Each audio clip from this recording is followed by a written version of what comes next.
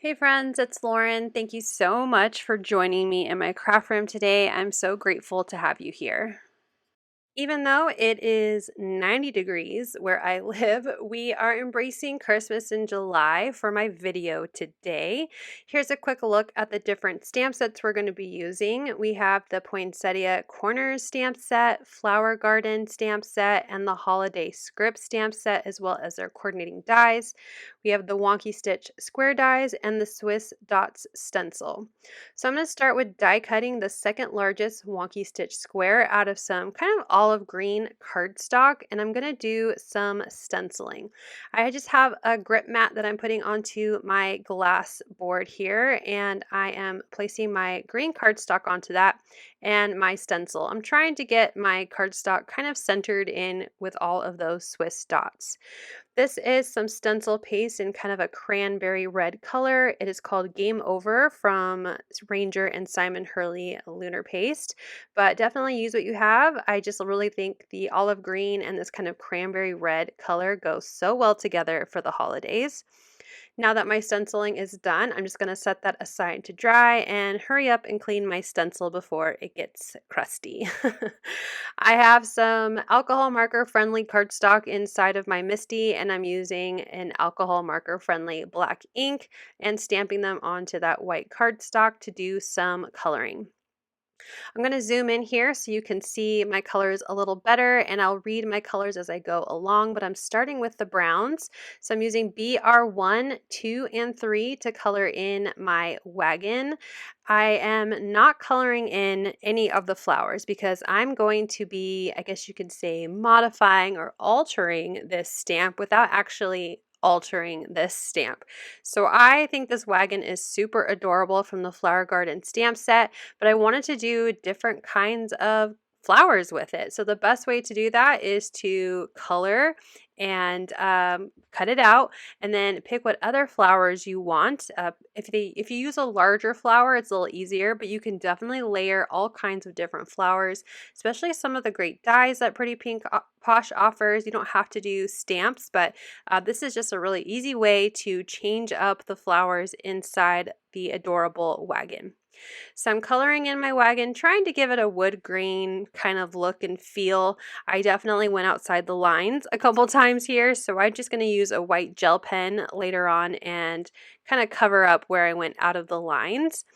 To move on to my poinsettias, I'm coloring in the green in a color scheme that I think will match my green cardstock. So I'm going to be using 3 shades of green. I have G300 as my darkest tone, and I'm coloring in the different kinds of leaves so you could just see how I am going to color in all of the green leaves. My second color is GY42, and my lightest color is GY5. So once I'm all done blending those 3 colors together, I'm going to compare it to my cardstock, and I'm pretty happy with how it looks. I think it matches pretty well.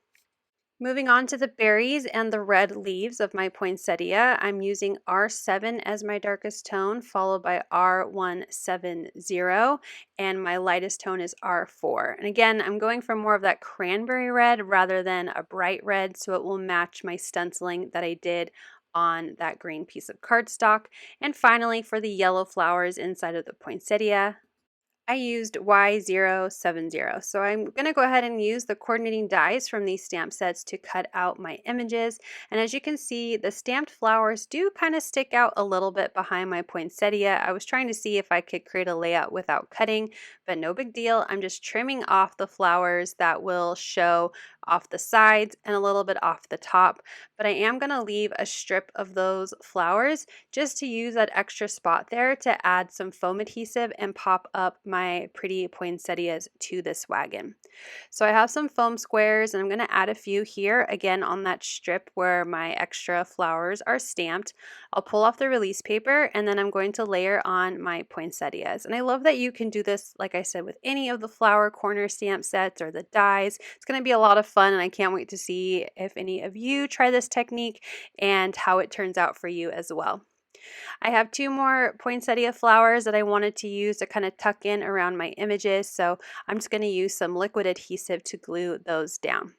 So I'm starting with the larger of the two poinsettias that I cut and colored, and I'm going to layer one on the wheel a little bit. I wanted to kind of hide some of that white since my background is green, and then one little flower kind of tucked up to the top left just to add a little more color and to give kind of a diagonal look of the poinsettia. So there's one in the lower right hand corner, and then there'll be one in the one in the lower left hand corner and one in the upper right hand corner.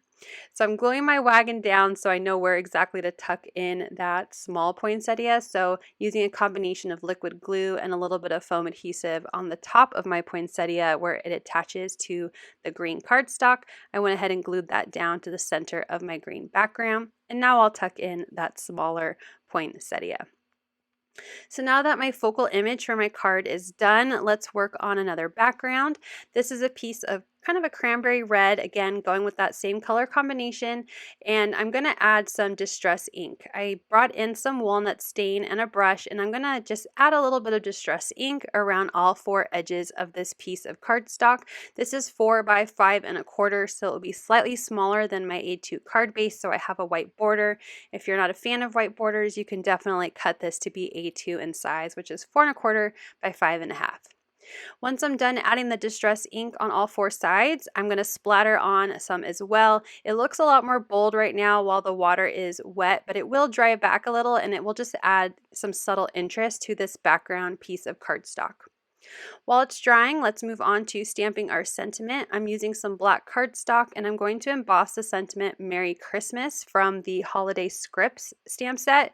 So I'm going to add a little bit of anti-static powder, if I can get it to come out of my tool, onto this black piece of cardstock.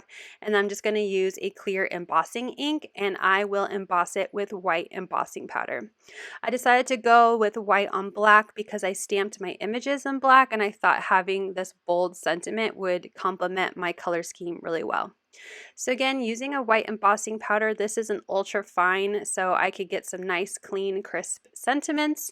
And then I'll go ahead and wait till it cools down to wipe off the excess powder with just a Swiffer duster cloth. And then I'm going to use the coordinating dies to die cut them out as well. To make sure my dies don't move, I do use some low tack tape to run those through my die cut machine. So now all of my elements are ready. Let's start assembling the card. So there is my A2 card base, and I'm going to use my tape runner to add some adhesive behind that red piece of cardstock and center it to my card base. Again, there is a white border. That's just how I like my cards, but cut your piece to whatever makes you happiest. I'm adding some adhesive behind my green stenciled background and I am centering it to the left and right and the top of the card so there's an even border on those three sides, leaving a large border on the bottom for my sentiment. I'm using my liquid adhesive with a fine point tip so I can glue them down to my card. I'm using my grid here to help me get it as centered as I can, and I'm going to glue down the Merry, then the Christmas. They will overlap a tiny bit, so layer it how you would like it on the card. I don't mind that my T is overlapping with the Y, and again, using my grid to try to get it as centered as possible onto the card. For some last little touches, I thought I would bring in my clear droplets, and I'm just using a jewel picker to pick them up, and I'm only going to use 3 just randomly around my card using liquid adhesive to glue them down. It will dry clear, so you'll have a nice clear droplet that shows through the card when it's done. I wanted to add a little bit of highlights to my images before I finish up, so I'm just grabbing a white gel pen. This is Jelly Roll in size 10 and adding just some small highlights to my card, just on those stamped and colored in images. Here is a final look at my Poinsettia Wagon Christmas card. I hope you like it as much as I do, and I hope you are having fun this July with some Christmas crafting, and I'd love to know how you would alter this wagon stamp set in the comments. Thank you so much for watching. I hope you'll click like, and if you're new here, I hope you'll subscribe and come back. As always, you can find everything I use down below in the description box. Thank you and have a wonderful day. Bye!